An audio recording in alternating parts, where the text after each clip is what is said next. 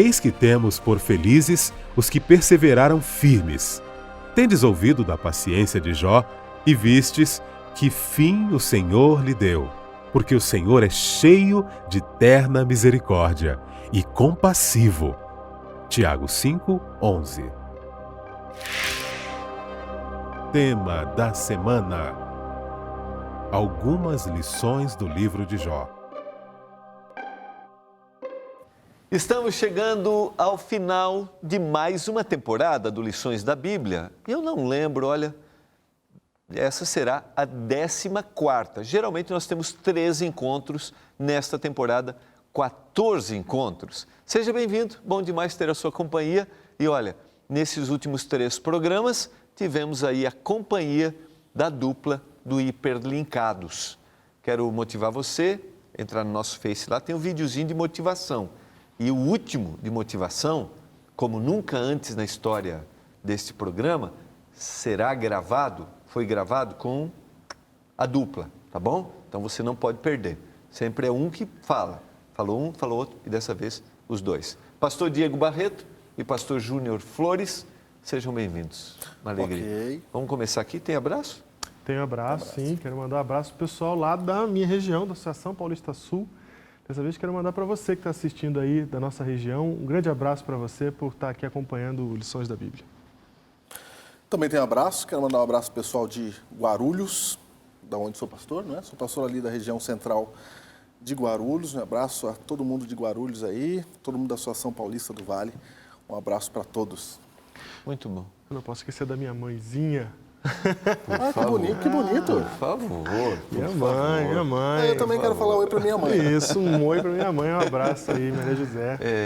Em algum momento estarei, por favor, dê um Claro, abraço. minha mãe, Dona Terezinha, está aí assistindo. Vamos orar a Deus pedindo iluminação ao estudarmos a palavra? Por favor. Pai querido, mais uma vez invocamos humildemente a Tua presença com a gente, para que o Teu Espírito abra o nosso coração, a nossa mente, e que a Tua palavra fale aqui conosco e com todos aqueles que estão assistindo esse programa. Te peço no nome de Jesus Cristo. Amém. Amém. É hora de oferecer para você que acompanha o programa Lições da Bíblia, a revista Princípios. É um presente para você que quer conhecer mais da palavra de Deus. Acesse o endereço que está aí na tela, faça o cadastro ou ligue para esse número e você vai receber gratuitamente na sua casa planos, um estudo de planos que o Senhor tem para a sua vida e para a vida da sua família. Quero lembrar que esse é o nosso último encontro e a partir de semana que vem estaremos com uma nova temporada do Lições. Nós vamos estudar sobre o Espírito Santo. Eu tenho a certeza que será uma temporada muito especial, onde nós vamos aprofundar o tema de quem é o Espírito Santo, o que ele deseja fazer na nossa vida e nós vamos descobrir que é uma pessoa da divindade que trabalha também pela nossa salvação. A partir da próxima semana, uma nova temporada no Lições da Bíblia, agora estudando sobre o Espírito Santo. Amigos, esse 14º encontro é um resumo, como se a gente tivesse feito aqui apanhado dessas 13 lições, alguns detalhes importantes, algumas lições do livro de Jó. Tá? Antes da gente entrar já na primeira aqui, que a gente pode usar como definição aqui, pela fé, viver pela fé, que seria a primeira grande lição, eu queria trabalhar num pensamento, queria que vocês comentassem um pensamento que está no guia, que diz assim, ó, não temos motivos para duvidar da palavra de Deus pelo fato de não podermos compreender os mistérios de sua providência. E são bastantes os mistérios, hein? São muitos. O livro de Jó, pastor, ele é um livro sapiencial. Então, ele não é um livro que você lê e entendeu já. Já li, já... É um livro que você tem que ler, sabedoria. Mastigar, entender o que ele está mostrando ali. É até interessante que ele tem os diálogos, e nesses diálogos tem trechos que não são palavras, vamos dizer assim, corretas, adequadas, porque o Bildad fala um monte de besteira, ele fala besteira, Eliú fala besteira, e está registrado aqui. Dentro de um contexto equivocado. Verdades, Isso. princípios, mas num contexto equivocado. Perfeito. Se eu tirar do contexto, se eu não entender o livro, eu posso citar. Já vi isso acontecer. Isso. Aí é a grande questão. A gente pegar o microfone numa igreja e citar um texto de Bildad, né? E quando que a gente sabe que o texto de Bildad está ali para ser analisado, entendido, e não para ser tratado como se fosse uma verdade em si mesmo, né? Então, o texto do livro de Jó é um texto que tem que ser estudado. E ele é cheio de mistérios mesmo. Ele faz isso, ele está mostrando para a gente que a vida não tem explicação para tudo. Você não vai encontrar na vida a resposta para tudo. O próprio Jó, a gente sabe como termina a vida dele, a gente sabe que termina bem, mas o Jó morre sem saber por que passou por isso. Quem sabe sou eu e você, a gente que lê o texto aqui, a gente que tem acesso à história de Jó, a gente sabe o que aconteceu com Jó, mas Jó não fica sabendo o que aconteceu com ele. Não fica sabendo. Então, isso é uma lição para a gente. Vai ter coisa que vai acontecer na nossa vida que a gente não vai nem saber o porquê. Jó estava vindicando o nome de Deus diante do universo e ele não sabe disso. Um dia ele vai chegar no céu e ele vai ficar sabendo. Ele passou, a gente pode dizer, por uma revelação progressiva de entendimento, mas não teve a total visão do que aconteceu. Ele não viu o pano de fundo. Isso, exatamente. Algumas coisas nós vamos entendendo, mas algumas nunca entenderemos. Isso não é desculpa para eu abandonar minha fé ou eu romper com Deus. Ou não crer na Bíblia. Exatamente. Como o tema do sofrimento que faz muitos não acreditarem. É. Se Deus é tão amoroso que a gente trabalhou ao longo de toda essa temporada, por que existe sofrimento, né? E o próprio livro de Jó, ele parece impor sobre nós esse limite. Ele fala assim, ó, você não consegue ir até o final. Você não vai entender tudo. Tanto que se você perguntar assim, por que Jó estava sofrendo? Tem a resposta no livro de Jó. Capítulo 2, verso 3, diz que é de graça.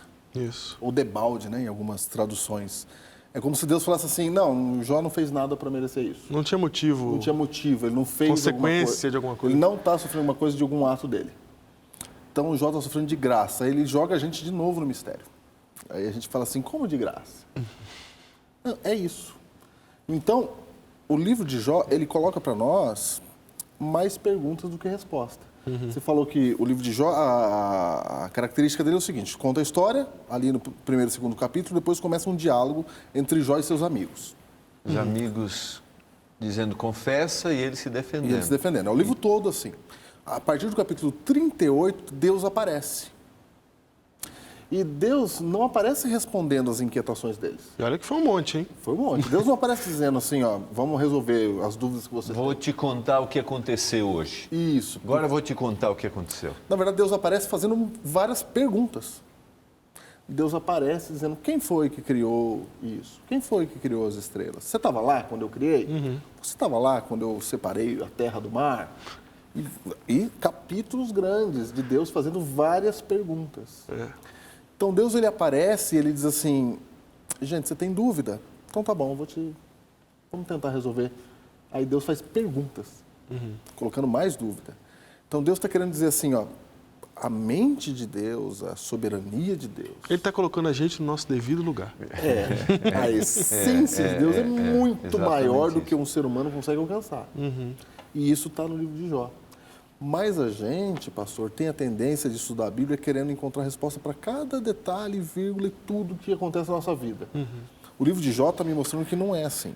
Então, o que você leu aí, no nosso guia, diz assim, que não temos motivos para duvidar da palavra de Deus, pelo fato de não podermos compreender os mistérios da sua providência. Mesmo não entendendo tudo o que está acontecendo, eu não tenho motivo para duvidar. Né? Deus, ele está ali. E eu não vou entender cada circunstância, cada detalhe, cada porquê da minha vida. Né? Da ação de Deus também. Muito bom. Vamos pensar agora na primeira grande lição, viver pela fé. Que o livro de Jó nos deixa como lição que eu preciso aprender a viver pela fé. Eu acho interessante é que está acontecendo toda uma história, tem todo um cenário montado e coisas estão acontecendo em um outro ambiente que Jó está completamente alheio. No entanto, Jó está interferindo diretamente nesse ambiente que ele está alheio. Então ele está lá no céu, está acontecendo um encontro e Jó faz diferença nesse encontro.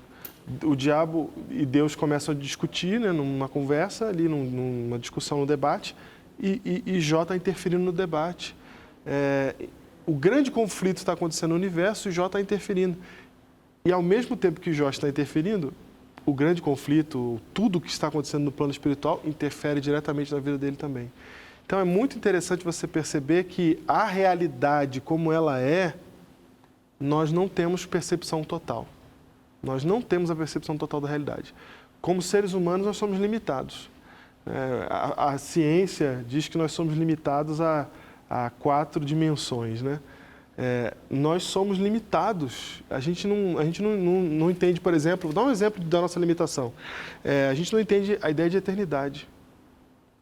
Tenta você, que é espectador, imaginar uma linha infinita. Veja se você consegue. A gente não consegue imaginar uma linha infinita porque não cabe na nossa cabeça imaginar um negócio que não tem fim. De onde eu vim, né? A pergunta, você deu aula também, você falou, né, Diego? Não, fui pastor de escola, não dei aula. Não dei aula, só capelão. Eu, Isso. no meu tempo, dava aula e a gente ajudava na capelania. Eu lembro que os meninos diziam assim, pastor, de onde veio Deus? Uhum. Essa é uma outra... Então mexeu com a eternidade, a gente não consegue. Exatamente, que é o tema da eternidade. De onde veio? Ele é o início, ele é o fim, não tem... Né? Ele é tudo, né? Sempre existiu, não teve... ele é tudo, de onde? Como? Você botou infinito na história, a gente trava. Eu sou finito. Como o indivíduo desenvolve a percepção para viver pela fé? Como eu vivo pela fé? Eu acho que primeiro eu reconheço que eu não consigo entender tudo, que é o que a gente está falando, que o nosso cérebro ele não tem capacidade de perceber a realidade mesmo. A gente acredita que a gente está vendo a realidade. Vou dar um exemplo bem banal. Uhum. Sabe quando você está no carro e o carro do lado se move? Uhum. E você aperta o freio achando que é o seu carro está se movendo? Uhum. Porque você tem certeza que é o seu carro que está se movendo. Uhum. Mas é o seu cérebro te pregando uma peça, não é? Eu estou usando só esse exemplo para mostrar que a realidade ela vai além da minha percepção. E eu não vejo o mundo como ele é, eu vejo o mundo como eu sou. Então, as conclusões que eu chego, E como estou também, porque a gente tem percepções diferentes em determinados momentos. Verdade. Tá? Essa é uma frase boa para a gente sublinhar, por favor. Não é? Vamos lá. Então, repita. Eu não vejo o mundo como ele é. Como ele é. Eu vejo o mundo como eu sou. Frase de Valdecir Lima, nosso professor. Olha aí, mais um salve, mais um crédito. Rapaz, impressionante, estou impressionado com a aplicação de vocês no tempo da faculdade. Um abraço, pastor Valdecir Lima, esposo da Creriane, apresentadora do 180 Graus. Um abraço, professor Valdecir. Exatamente. Então a gente vê o mundo como a gente é. Dependendo da minha cultura, de onde eu sou, de onde eu vim, do que eu estou passando no momento. A gente já falou aqui em programas passados que o sofrimento, ele depende daquele aquele que sofre sente diferente. Sim. Então, com tudo isso, eu vou analisar Deus. Eu preciso, ao analisar Deus, entender que eu tenho essas limitações. A limitação da minha vida, a limitação do meu conhecimento, a limitação do que eu já passei, do que eu considero o certo e errado, né? Daquilo que eu considero certo, daquilo que eu considero errado, eu tenho essas limitações. Quando eu fico ciente dessas limitações, aí eu entendo que crer em Deus é necessário confiança. Não é? Eu confio que Ele está no comando das coisas, eu confio que Ele está por trás de tudo, eu confio que Ele está guiando a minha vida. Aí eu passo a viver pela fé. A fé é essa confiança nisso. É um exercício constante, porque nós desenvolvemos isso. Eu tenho assim é como se a gente estivesse desenvolvendo uma musculatura. Exatamente. Quanto mais eu exercito fielmente, mais eu vou desenvolvendo. E tem um detalhe, é confiança nele, em Deus, e não confiança na circunstância que eu quero que aconteça. Isso. Porque às vezes a gente fala que vamos pela fé, né? Quer dizer, o pensamento positivo, eu creio que vai dar certo. Não é pensamento positivo. Não é. Eu confio em Deus, ainda que seja tudo dando errado. É o que Jó fala, nele confiarei. Ainda que eu morra, nele confiarei. E esse conhecimento não é um conhecimento vazio, assim, ó. Eu tenho que crer e pronto, acabou. livre de base. Não, eu tenho base. Né? De razão, né? Livre de razão. Quando eu vou vivendo com Deus, estudando sobre Ele, aí eu vou tendo razões para confiar nele. Sim, perfeito. Para meu filho de 2 anos, eu tenho 2 filhos, um de 6 e um de 2. Se eu falar para os dois, se eu chegar para ele e falar assim, tem um presente para vocês no armário, eles vão correr no armário. Eles não questionam, será que meu pai está falando verdade? Será que meu pai não está falando? Será que tem mesmo? Não, se eu falar que tem. Por quê? Porque pelo que eles já viveram comigo, eles entendem que se isso ocorrer, não precisa questionar. A grande questão é esta convivência. Exatamente. Esta proximidade que se desenvolve cada vez mais. Por isso, quanto mais próximo eu estou, mais haverá a fé, mais eu vou ficar dependente. Quanto mais houver essa conexão, mais haverá esse desenvolvimento. E essa fé porque eu conheço. Não tenho fé para conhecer.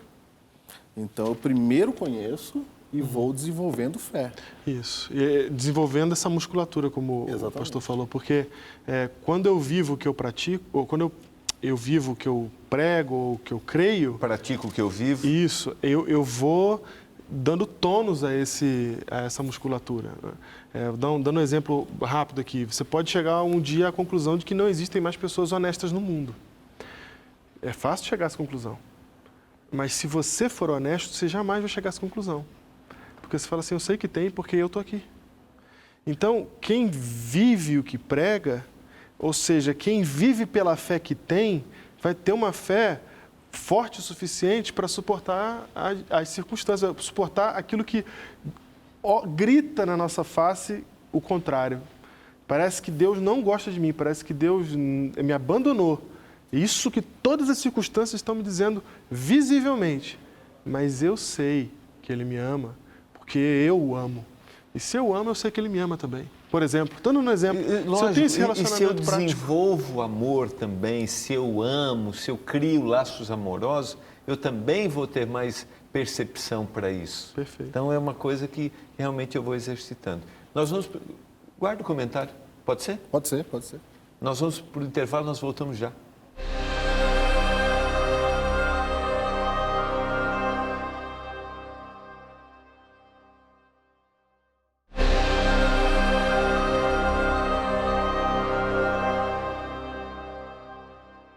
Voltando para o segundo momento, quero lembrar a você que a partir de semana que vem estaremos começando uma nova temporada. Vamos descobrir maravilhas a respeito do Espírito Santo. Júnior. Eu ia só completar o pensamento do bloco anterior. A gente estava falando de fé.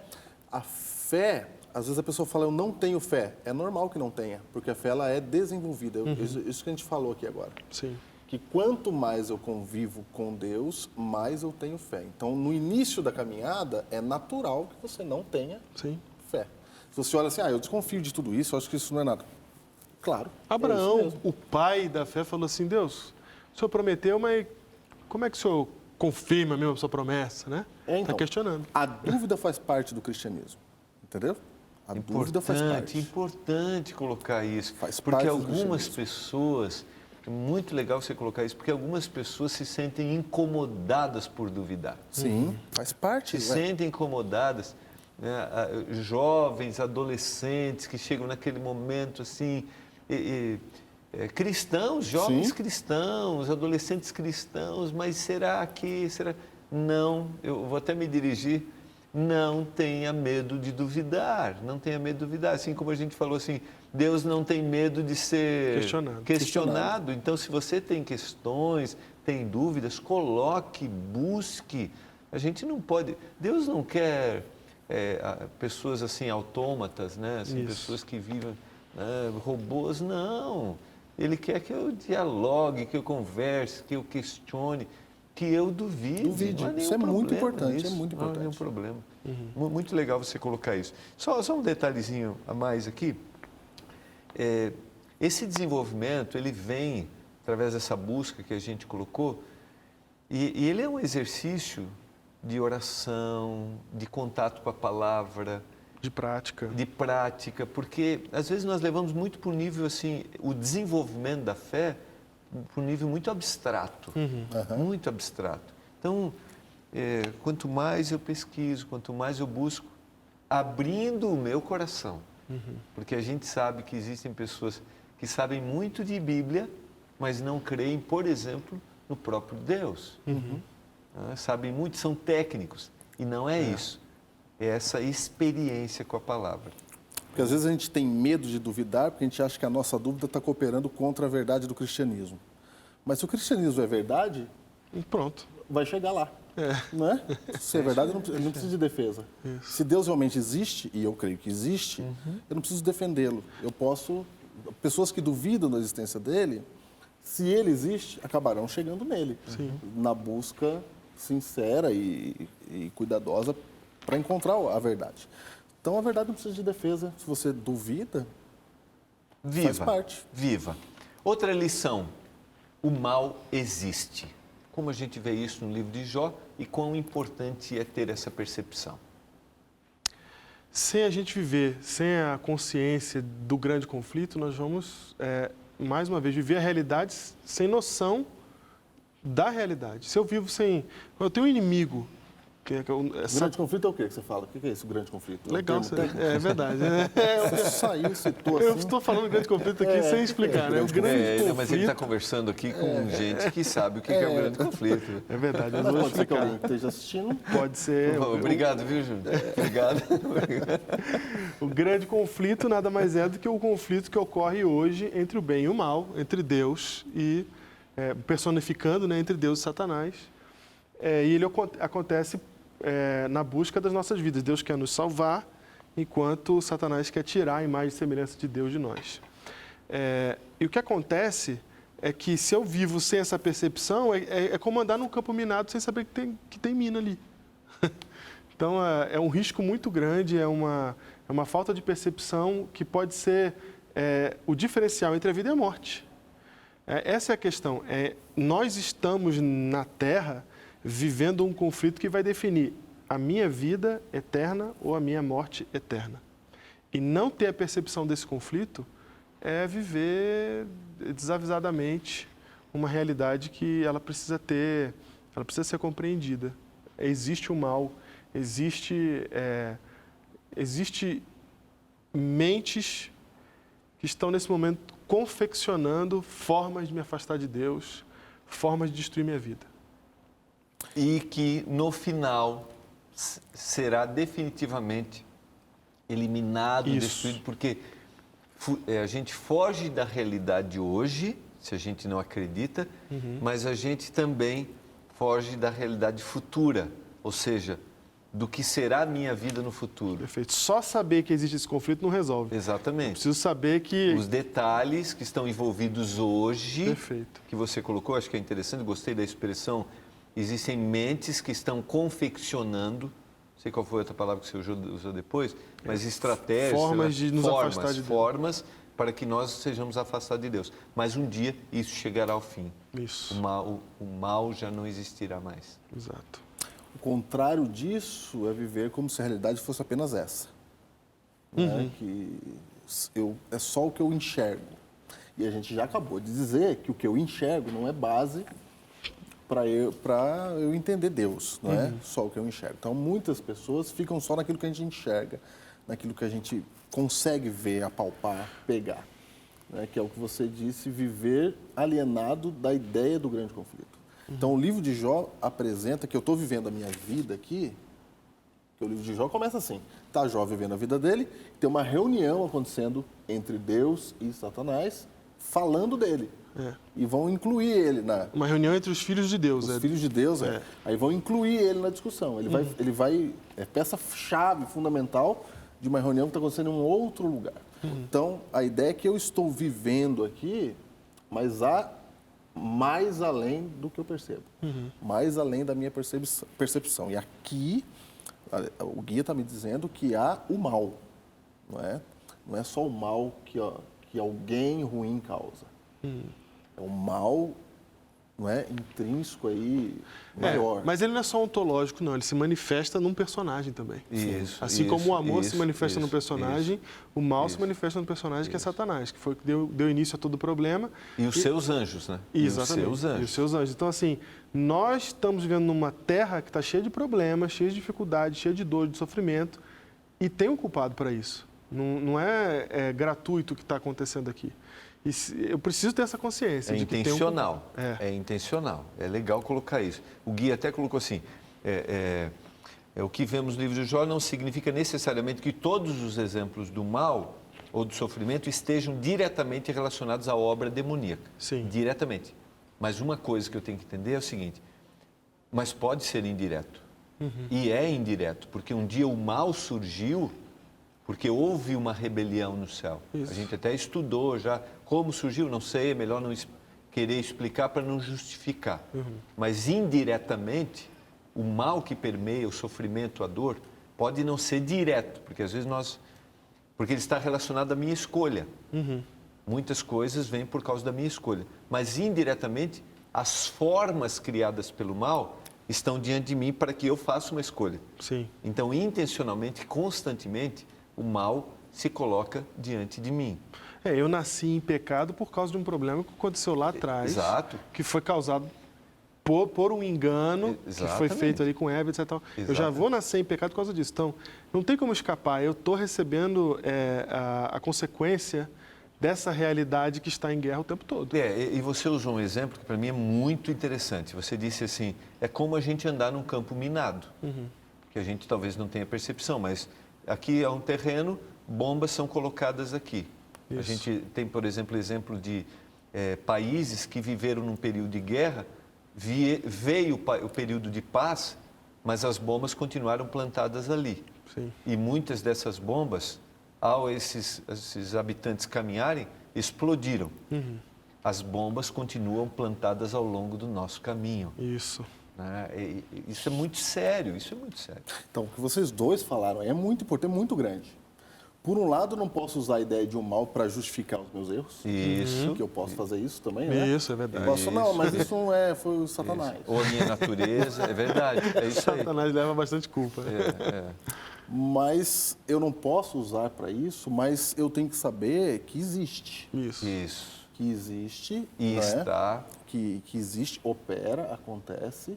E também eu, como indivíduo, tenho que saber também o meu lugar, a minha parte. Porque eu, como indivíduo, eu vou fazer escolhas. Não é porque o mal existe que eu vou ter que seguir o que ele está dizendo. Eu posso fazer escolhas. E Deus, quando Ele fala conosco, quando ele trata o ser humano, Ele trata o ser humano individualmente. Quando Ele chegou para Adão tinha acabado de pecar, Ele falou, Adão, onde estás? Essa é a pergunta de Deus para Adão. Deus não perguntou, Adão, onde foi que te levaram? Não foi isso que Deus perguntou. Ele cobrou de onde Adão você se a colocou, escolha. Onde você se colocou. Muito bom. A sua escolha. Isso aí. Você, Adão. Porque a gente sempre tem a tendência de falar, não, foi meu pai que me criou assim, eu nasci Não, o no Adão lugar fez errado. isso na hora, né? Falou, a mulher que tu me deste. Fez na hora. Então, na verdade, a gente tem a tendência de tirar da gente. Não é? E o fato de eu saber que é um mal em Satanás não tira de mim a responsabilidade de escolher entre Deus e Satanás. Essa escolha sou eu que faço. E quando Cristo voltar, Ele vai olhar para mim e falar assim, o que foi que você escolheu? O Senhor me dá a percepção do campo minado. Isso. É como se... Mas escolher pela pisar na mina... Aí é minha. Ele me mostra, ó, tem uma mina aqui. Exatamente. Tem uma investida contra você. Então, fique atento contra essa investida. Ou não entra nesse campo. Não entra nesse campo, exatamente. Posso fazer uma dica? Tem tudo a ver com isso aqui, mas uma leve digressão, que é a questão do mal. A gente está falando aqui muito do mal e tem gente no cristianismo que se especializa em técnicas de Satanás ou formas que o diabo tem para tentar a gente e se especializa num estudo que a Bíblia não traz. Você não vai encontrar na Bíblia, em lugar nenhum, um estudo sobre como é que os demônios se comportam, quais são os planos, o que ele faz, quais são as estratégias. Não tem nada disso, porque para a Bíblia isso é irrelevante. Eu só preciso conhecer um Senhor. Se eu conheço a Deus, eu não vou confundi-lo.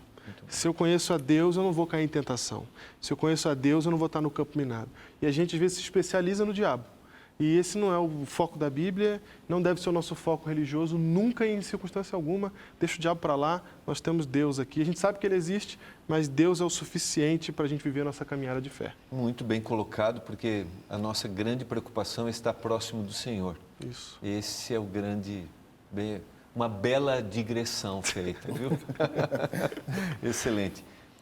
Outra grande verdade é que nós, como amigos verdadeiros, devemos oferecer graça e perdão, e não condenação ou acusação. Uma acusação, porque aí você tem a história de Jó. Jó está lá com problema, perde tudo que tem, perde os filhos, perde a saúde.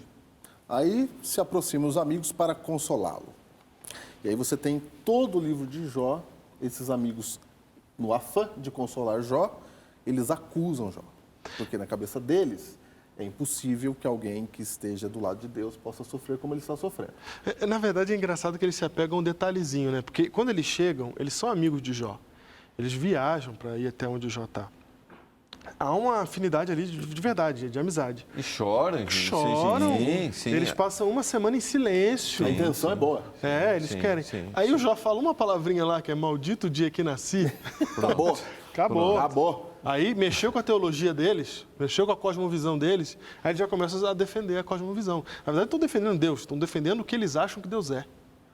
Então... Você está falando que se mexeu na nossa cosmovisão, a gente perde todo o rumo do que eu vim fazer aqui, que era cuidar desse rapaz. Vai se perder. Você vai se perder agora. Confessa o que você fez aí. Isso, aí começa um processo de acusação contra Jó para manter, na verdade, a minha perspectiva. Vou dar um exemplo. Sabe qual é o exemplo? Você vai visitar alguém no hospital que está numa situação bem difícil, está em um estado terminal, uma doença bem ruim, terrível. Aí você vai visitar essa pessoa. Aí você chega lá, essa pessoa vira para você e fala assim: olha a situação que eu estou, eu nem acredito mais em Deus mesmo, eu acho que...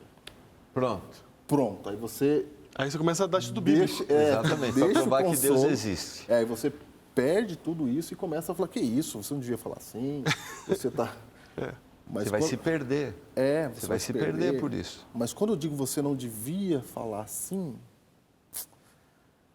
é o sofrimento. Quem está sofrendo ali, naquela situação, talvez em estado muito difícil, né? Já desenganado pelos médicos, o que ele fala, Deus entende, porque Deus entendeu Jó. Deus entendeu Jó ali. E os amigos não entenderam isso. E às vezes nós, como amigos, como cristãos, como alguém que consola, eu preciso entender a frase de desespero, a frase dita na angústia, não é? O clamor de uma mãe desesperada. Eu preciso ouvir isso e entender que isso é dito naquele momento. Deus entende isso.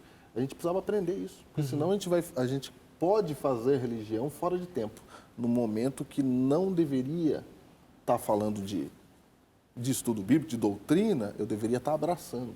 Sim. Então eu posso errar isso e esquecer de abraçar e começar a fazer da Bíblia um objeto de... Um objeto de apontamento, né? Sim. Quem é você para falar isso? E você sabe não há que... acolhimento aí.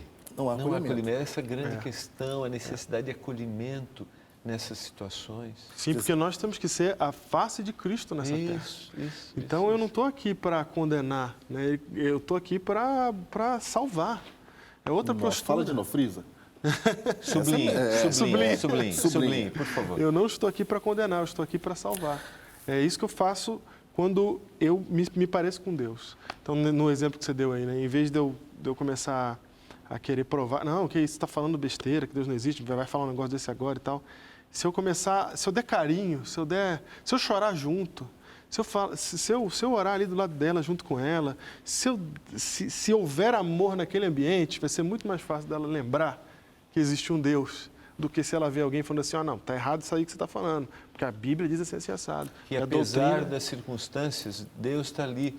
Você pode nem acreditar, mas Deus está ali. Eu não preciso dizer isso. Isso. Não preciso dizer, mas esse acolhimento vai gerar um despertar para isso. Exatamente.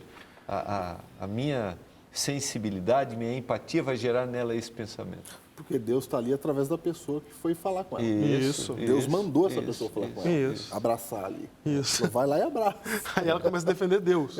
Aí Deus fala assim, filha, eu estou bem aqui em cima, eu preciso que você cuide de quem está morrendo. Isso, exatamente. Que era o caso dos amigos, né? Intencionalmente, eles deveriam estar ali, ficaram bem, deveriam continuar mesmo diante daqueles discursos. Agora, lógico, a gente sabe que isso está revelado também para que sirva de lição para a gente não cometer os mesmos equívocos. Essa é a grande questão. Né? Perfeito. A gente não pode ignorar que os 4 amigos de Jó, eles pecaram defendendo a Deus. Olha que engraçado. Ó, Pecaram no afã de defender a Deus. Então, Uma boa razão, boa intenção. eu não consigo julgar o coração deles e dizer assim. Isso. Senão a gente vai fazer a mesma coisa que eles, né? Exato. Bem colocado. Mas eu sei que eles estavam defendendo a Deus do jeito deles. Não sei se era o status quo deles que eles estavam defendendo, tentando defender a Deus, mas o fato é que erraram fazendo isso. Agora, quando você faz a vontade de Deus amando o próximo, eu não vejo condenação nenhuma em lugar nenhum para isso. Você sabe que tem uma frase do pastor Mark Phillips, eu nunca esqueci, um grande pregador da Igreja Adventista do Sétimo Dia, quando ele fala, por exemplo, a respeito do sábado, ele diz assim, você não precisa ficar provando toda hora que o sábado existe. Como na Igreja Adventista do Sétimo Dia, nós, baseado na palavra de Deus, nós acreditamos que o sábado é o dia para o nosso descanso, para parar e para a gente se envolver ainda mais com as necessidades. Ele diz assim, pare de dizer, de provar, viva, simplesmente viva, faça desse dia um dia diferente. Nós vamos para o intervalo, nós voltamos já, tá bom? Voltaremos para o último momento desta temporada. Já dá para dizer que pena que está acabando. A gente volta já.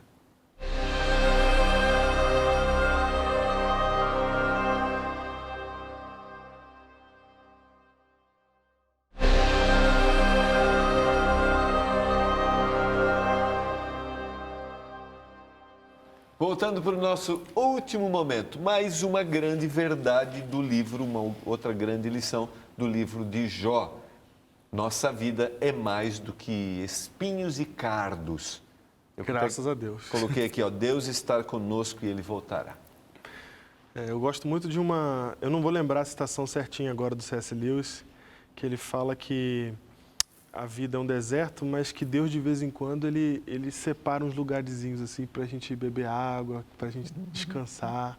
E a verdade é essa, que a vida ela é difícil para todo mundo, mas tem bons momentos, porque no fundo, lá no início de tudo, Deus criou a vida para a gente aproveitar ela. Então, a gente ainda consegue, mesmo no mundo de pecado, perceber que tem virtude, né? Tem coisas boas na vida. E mais do que isso, a gente sabe que essa fase que a gente está vivendo é uma fase temporária, que esse período de guerra cósmica vai passar, que esse período vai acabar e vai chegar um momento em que a gente vai estar além desse período de maldade que a gente vive hoje, né? eu acho que perceber que há coisas boas no meio do sofrimento, eu acho que isso é uma virtude que precisa ser desenvolvida, porque é algo muito grandioso. Há pessoas que, por causa de algum sofrimento, ou por causa de alguma coisa que passou, ou porque ela é assim mesmo, ela não consegue ver virtude nas coisas, ela só vê o lado ruim das coisas. Ela só vê problemas. E às vezes pode até ter problemas mesmo. Mas é mais difícil você encontrar aquela pessoa que, mesmo com tudo dando errado, ela consegue enxergar a virtude, tirar a lição, ela consegue perceber a coisa boa. Por exemplo, você vê uma pessoa, você fala, essa pessoa ela é assim, ela tem várias coisas ruins. Precisa de alguém encontrar o dom, a virtude, o talento. Às vezes, nós, como religiosos, a gente comete o equívoco de olhar só coisas ruins no mundo. Não é? A gente comete o equívoco de achar que fora do cristianismo não há virtude nenhuma, não é? E não é verdade. A gente precisa enxergar, sabe por quê? Porque se todos nós somos criados por Deus, nós vamos encontrar traços desse Deus em todas as pessoas. E de que todos estão perdidos e às vezes só um grupo específico será salvo. Esse é um outro sério problema que a gente comete. É verdade. E de olharmos para as pessoas, e eu aproveito aqui por exemplo, alguém que fez parte do nosso contexto familiar, a mesma fé, e de repente abandonou esse caminho. E ao invés de termos um exercício de buscar essa pessoa de forma carinhosa, com muita paciência, nós agimos com ar de condenação, de você está perdido, você está... E isso faz com que a gente gere.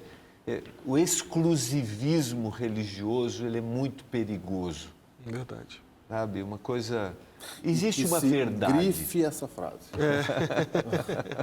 Mas é verdade. Lógico, a gente sabe que existe uma verdade da palavra para ser restaurada, que deve ser apresentada. Mas nós precisamos ter uma percepção de que não pode haver exclusividade. E aí a gente consegue isso quando a gente começa a olhar para as pessoas, aqueles que a gente falou no último programa, os tementes. Os tementes, Os tementes que estão em todos os lugares. Perfeito. A gente começa a olhar de forma muito mais positiva e aí a gente leva essa esperança, né? Olha só que interessante. Às vezes a gente acha que pregar o evangelho é apontar aquilo que a pessoa está fazendo de errado. É o olhar negativo da pregação. Sim. Então eu chego para você e falo assim, você não devia fazer isso. Eu aponto, eu vou para um olhar negativo. Mas eu creio que pregar o evangelho é mostrar para a pessoa, falar assim, ó, o que você não sabe é que você tem um Deus no céu, que ele é seu pai, e você tem traços desse Deus em você. Então a pregação do evangelho ela deveria ser encontrar nas pessoas traços de um Deus que a criou. Mas nós realmente, muitas vezes, nos focamos nos traços de desvio. O desvio é fácil de achar. Né? O desvio já está patente. Eu quero ver a gente encontrar e falar para a pessoa e dizer assim, ó, olha só, há um Deus e eu vou te mostrar em você traços desse Deus. Porque o Evangelho, ele fala, ele, ao mesmo tempo que ele explica que o mal vai ter um fim e aqueles que estiverem do lado do mal vão junto com o mal, o Evangelho explica também que aquele que quer em Cristo, ainda que morra, viverá. Olha que ponto de vista interessante, né? Sim, que coloca sim, assim, sim. a morte não é o final para aquele que quer em Cristo. Tem uma coisa além, tem uma coisa... porque para a gente, a grande tragédia da humanidade é a morte. E aí a Bíblia vem e fala assim, pois ela não é o fim. Tem mais coisa aí. E no livro de Jó, pastor Diego, como termina o livro de Jó? A gente estudou isso no primeiro programa. Verdade. Como termina o livro de Jó? O livro de Jó termina dando, vou até ler aqui, o último verso do capítulo 42, então morreu Jó, velho e farto de dias. Isso. A pergunta era esse exatamente o fim? Esse é o melhor fim para todo mundo? É o melhor fim? Ainda que Deus restaurou, Deus deu todas as coisas para ele, deu filhos. Viveu muito. Exatamente, viveu... Mas é esse o fim? Perfeito. Então, isso que você colocou é essencial. Não, a morte, você usou a expressão, né? Coisa mais trágica. Mas a grande lição aqui é, existe algo mais. E ele acreditava nisso. Sim. Ele acreditava. Porque ele desejou muitas vezes, eu prefiro dormir o sono da morte. Sim, Porque eu sei que eu vou acordar. Perfeito. E pastor, a gente sempre olha que engraçado, né? O livro de Jó tem 42 capítulos, se eu não me engano. Isso. E a gente olha para ele como se fosse o livro do sofrimento. Mas se você parar bem para pensar, começa com um cara rico e termina com um cara o dobro da riqueza que ele tinha. E o período do sofrimento que ele vive é um período que não é muito grande da vida dele. A Bíblia não diz quanto tempo é, mas pelos diálogos e pelo tempo que ele dura, a gente sabe que não levou anos, não. Porque os amigos ficavam ali discutindo. Isso aí foi semanas no máximo. Pode ter sido, entendeu? Foi um período tenebroso da vida dele, mas esse período passou. Depois viveu farto de dias, etc. Eu não gosto de dar ênfase nessa parte, porque a gente não precisa ensinar o ser humano a ser egoísta, a gente é egoísta por natureza.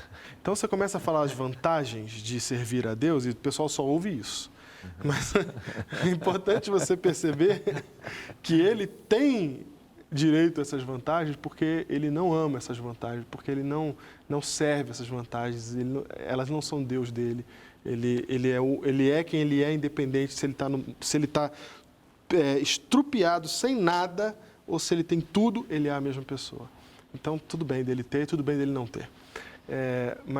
Só eu quero colocar um negócio dessa questão do egoísmo, só para ilustrar aí, né? Esses dias um amigo falou assim, você quer testar se o indivíduo é egoísta? Tira uma foto com ele e vê se... Diego, agora.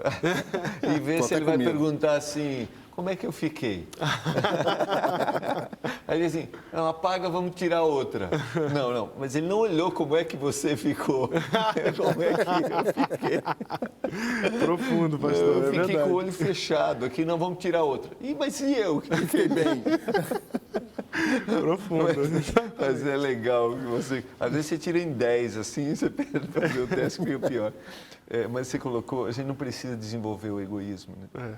Você prefere que esse egoísmo que você citou aí é banal, né? É lógico, estou dando um exemplo. Não, você deu um exemplo que não é nem... Estou citando uma coisa... Mas ele está ali.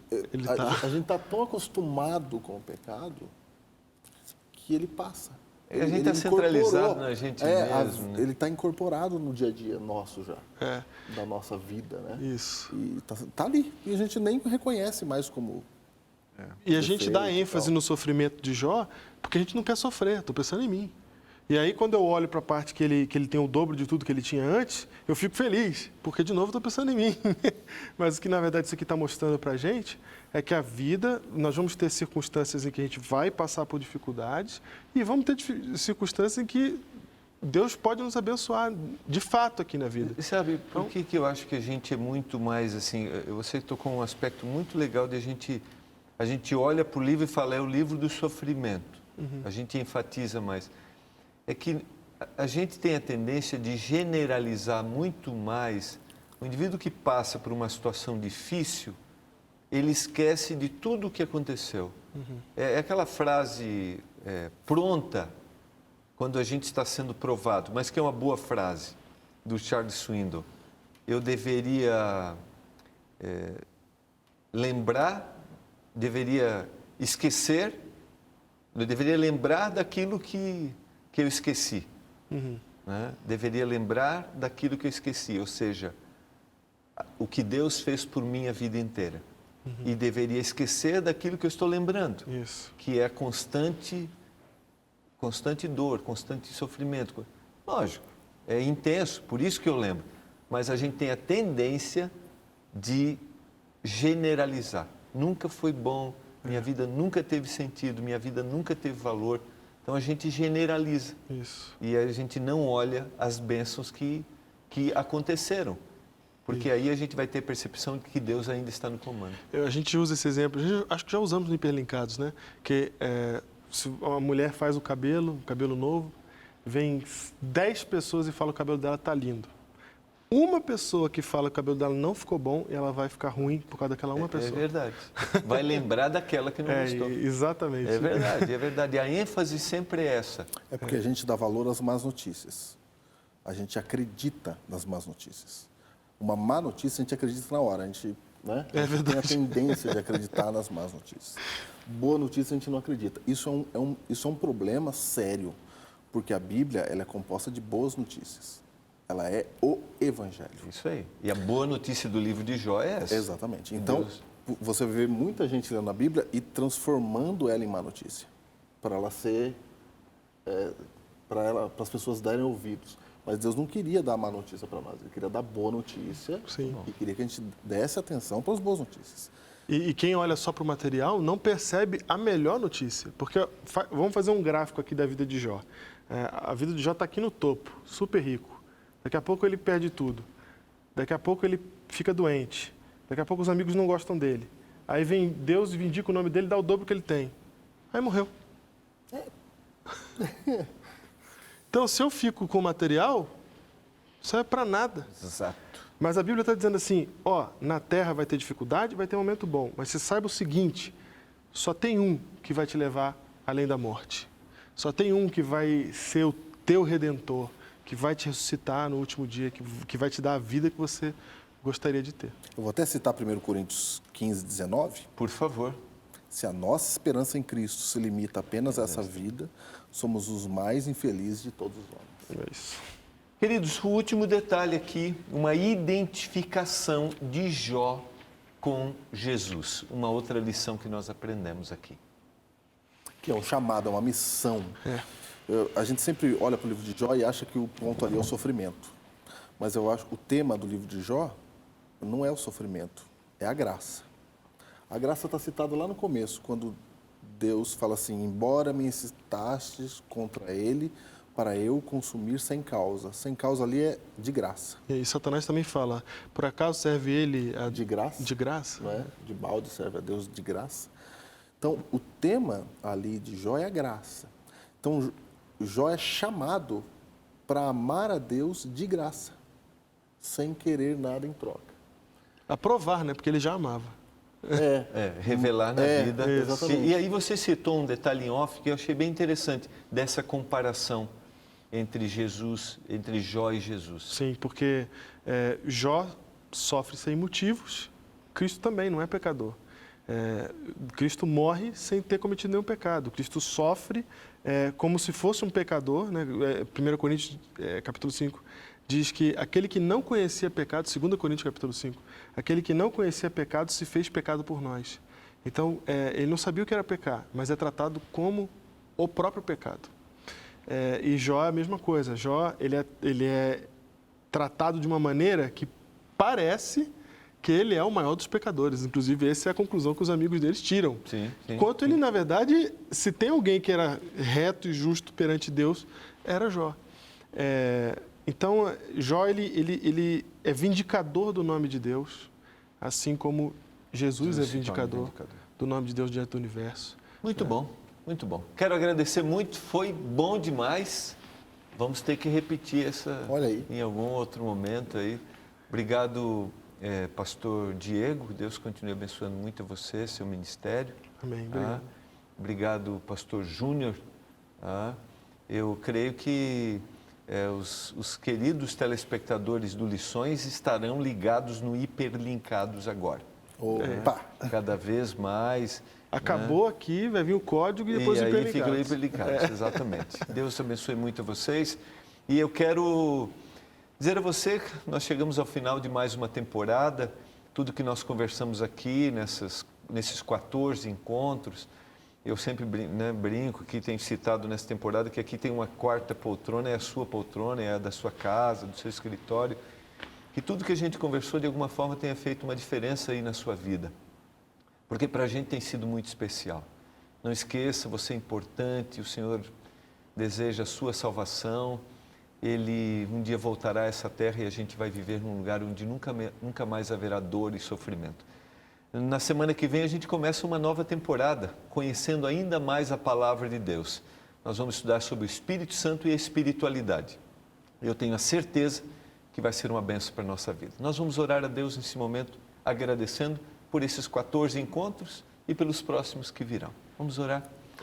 Pai, obrigado pela Tua palavra, é maravilhoso estudar e conhecer cada vez mais. Que o Espírito Santo nos ilumine. Eu oro por cada telespectador que acompanhou a gente, que tem acompanhado Lições, que o Senhor o abençoe a ele e a sua família. E que nesse novo estudo que nós vamos ter semana que vem, ele seja abençoado também, em nome de Jesus. Amém. Não esqueça as palavras de Jesus e conhecereis a verdade vos libertará. Um abraço, até o próximo Lições, semana que vem, em uma nova temporada.